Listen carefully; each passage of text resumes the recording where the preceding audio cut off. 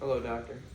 Hey Charles, Nice how to are see you again. Fantastic. Likewise. Okay, have a Doing seat. well. Thank you. Thank you. You are welcome. All right, last time that I saw you, you addressed some things. How's everything going? Well, I thankfully I did listen to your advice with the homework. Okay, great. I've cut down my drinking to, I think we said about 3 drinks. I've been trying to keep it to about 3. Some nights I've had a little more, but definitely fewer drinks. But other than that, everything's been sort of similar. This week's been a little less stressful, I guess you could say, from the last few. Okay, so that's good to hear.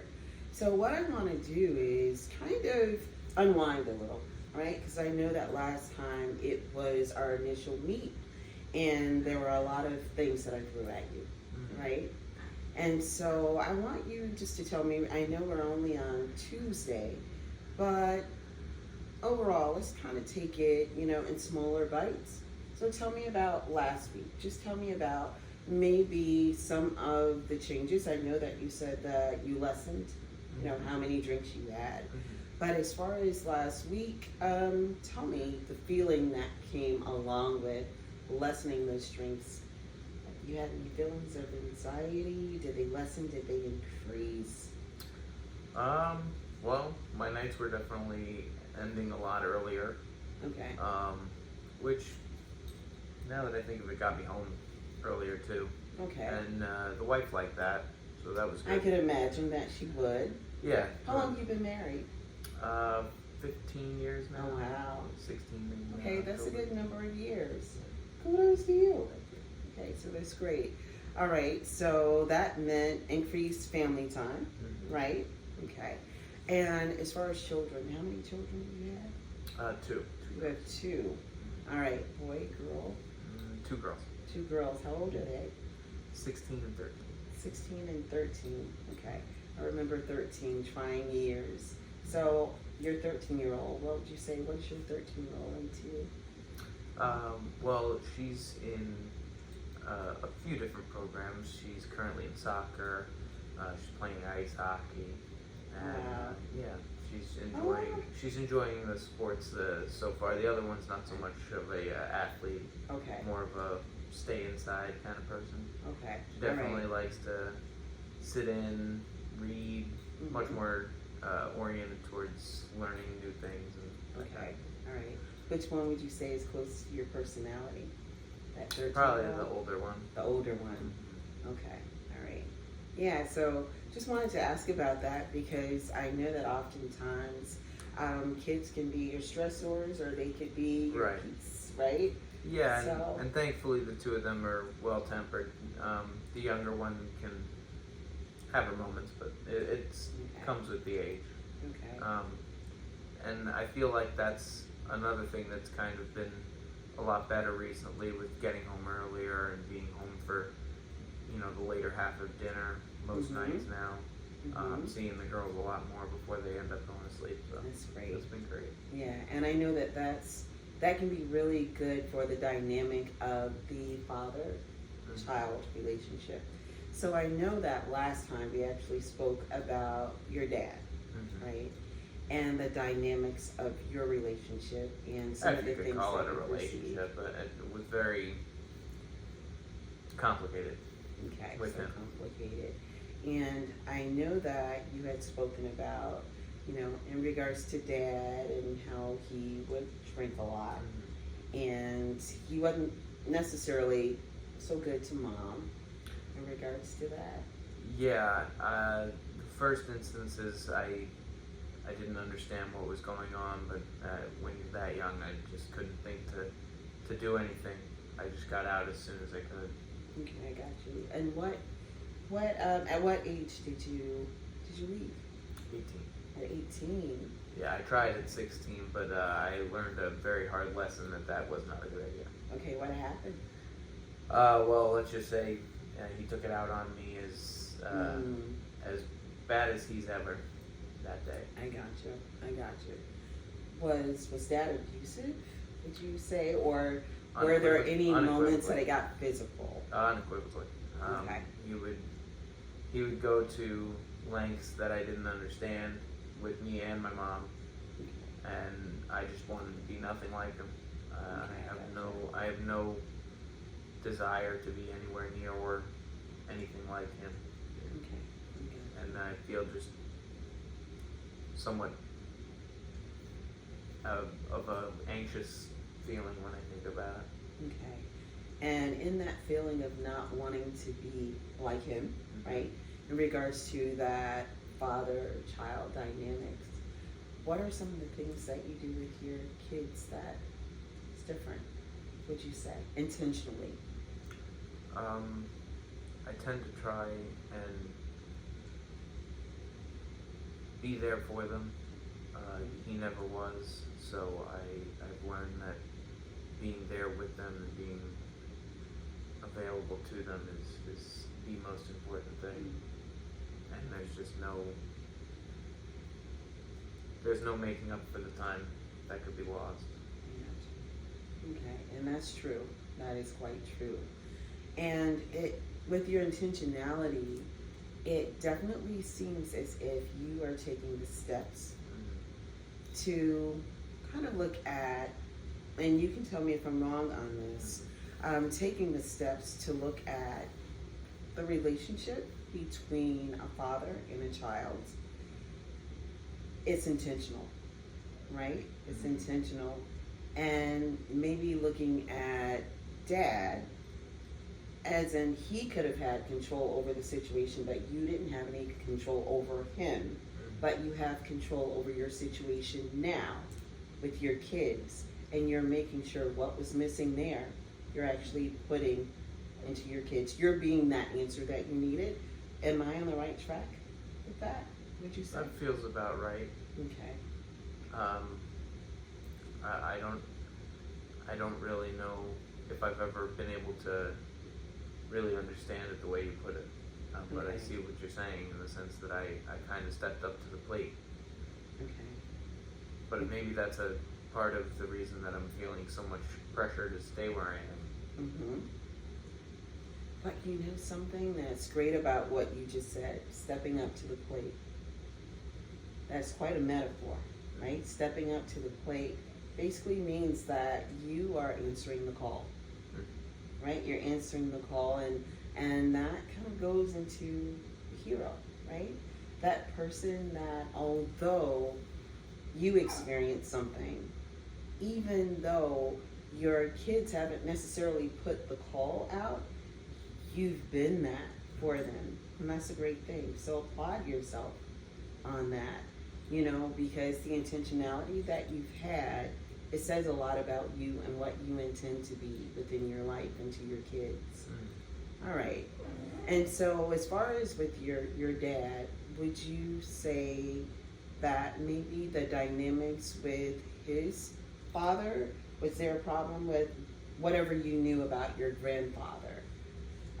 Was there any information that you have in regards to that? I knew my grandfather when I was young, but we lost him maybe when I was 10, 11 years old.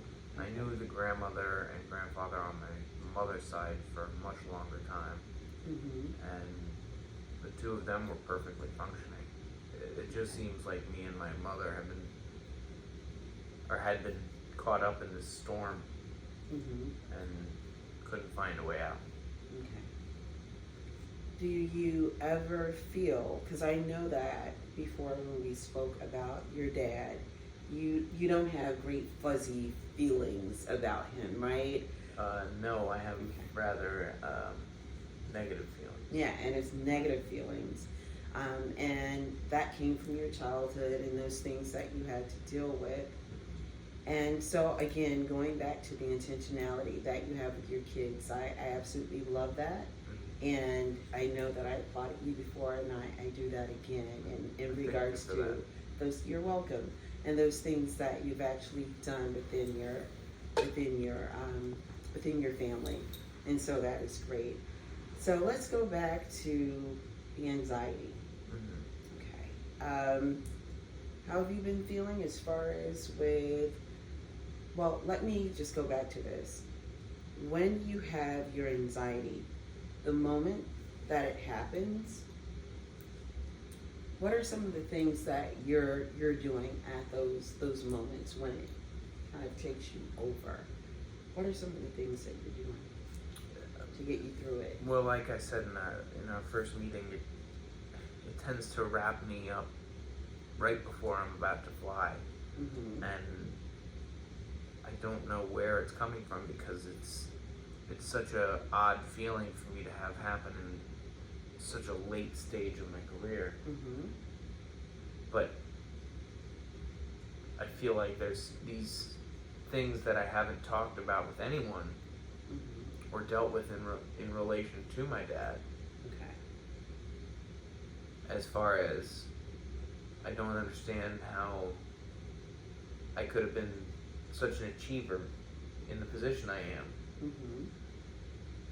That now all of a sudden I'm feeling insecure in something I've felt secure in for so long. I'm feeling the same way I did when I would get beaten by him. Okay. So there might be some things that trigger that in you. I know that we spoke about new things that have happened, which happens to be the increased hours of flying. And is there any type of similarities between anything that you see, you hear, that might connect to those moments? Maybe, are you flying to different states or different places that you have not before? Just trying to see what changes may have happened, in order to trigger this new reaction in the later stage of your life that connects back to that moment of when you dealt with Dad.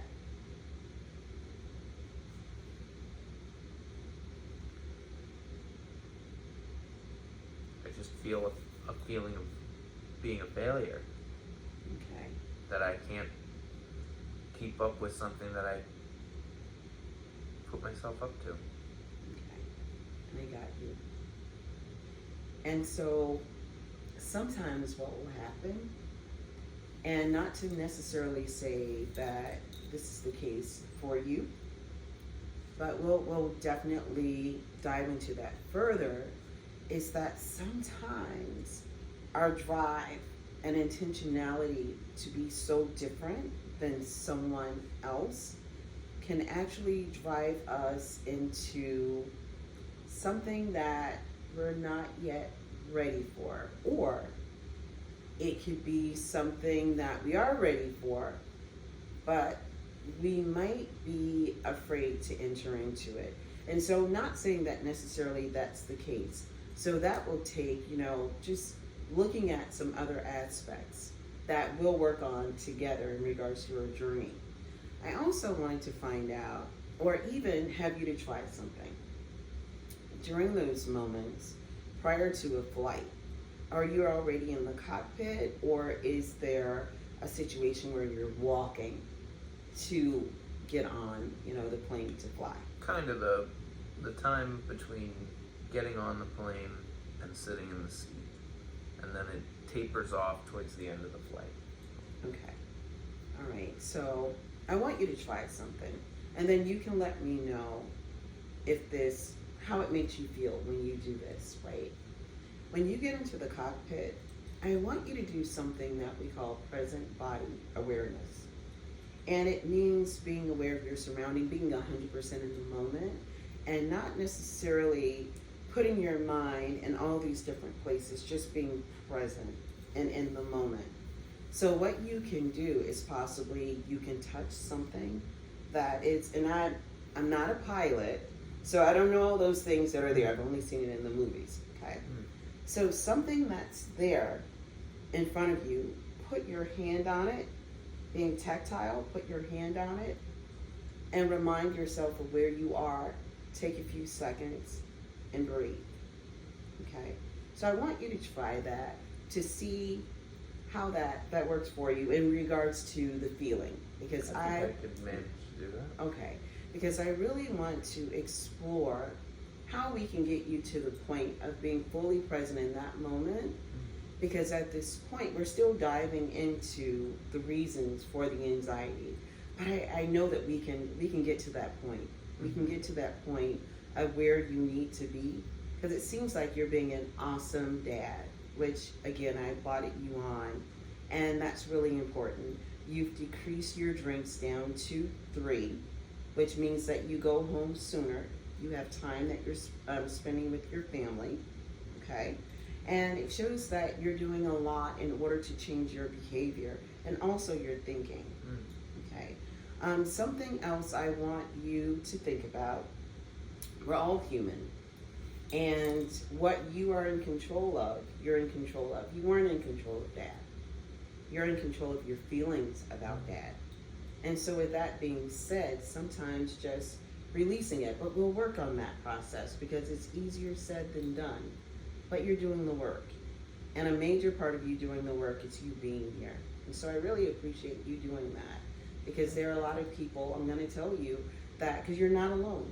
You're not alone in your process. You're not the only one that I've met that has the same, concerns. I'm not saying issues, concerns. You're human.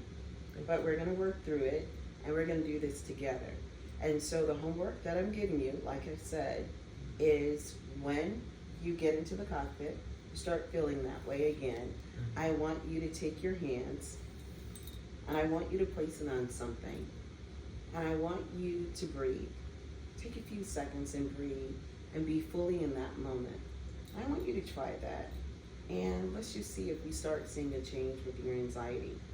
All right? Because it seems like you're working on your sleep. You're doing the work. And so I really appreciate that because you're allowing me to help you. So I really appreciate you. Okay?